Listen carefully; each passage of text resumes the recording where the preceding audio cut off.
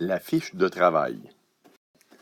La fiche de travail est un document présenté à l'apprenant qui lui permet de façon autonome de prendre connaissance et de comprendre le travail qui lui est demandé.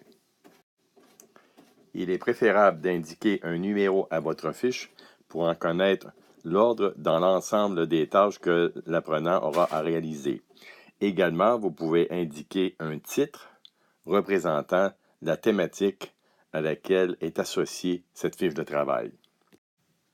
Les informations sur la tâche spécifient les actions physiques ou intellectuelles que l'apprenant devra réaliser pour être en mesure d'observer le développement de sa compétence.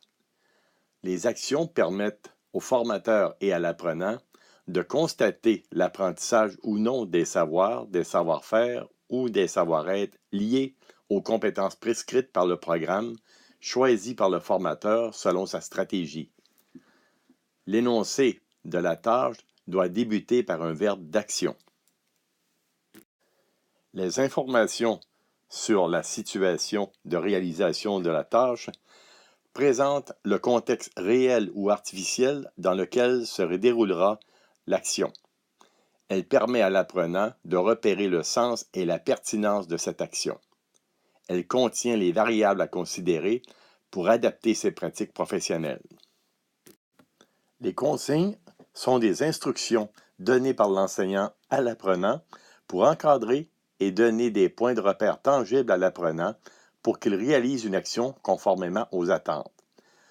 Concevoir une consigne de travail est une activité qui mérite une très grande attention car de la qualité de la consigne dépend en partie la qualité du travail effectué. De plus, une même consigne peut être interprétée différemment par plusieurs individus.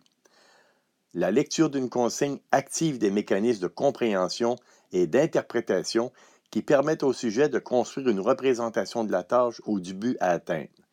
Si cette représentation n'est pas adéquate, la tâche ne sera pas exécutée correctement.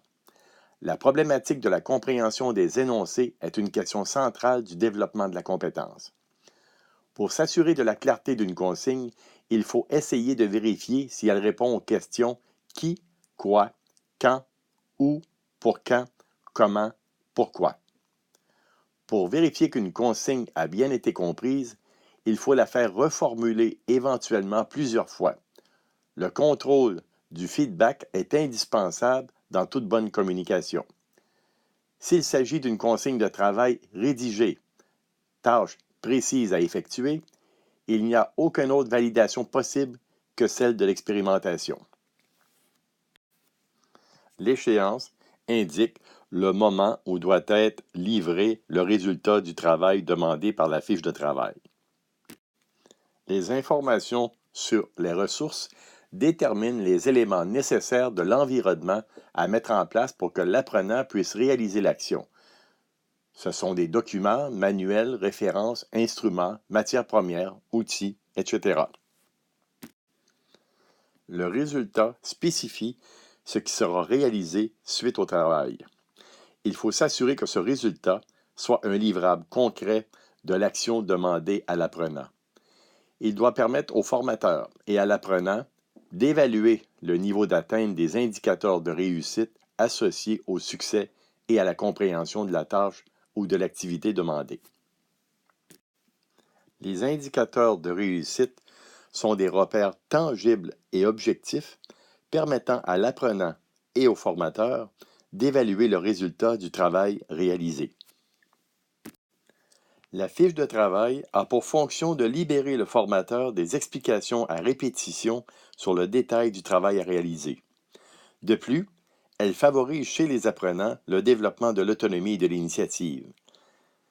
Elle favorise également l'utilisation des savoirs et le transfert dans des pratiques concrètes. C'est un outil didactique de planification qui fait gagner un temps appréciable au formateur et qui lui permet d'intervenir de façon personnalisée auprès des apprenants.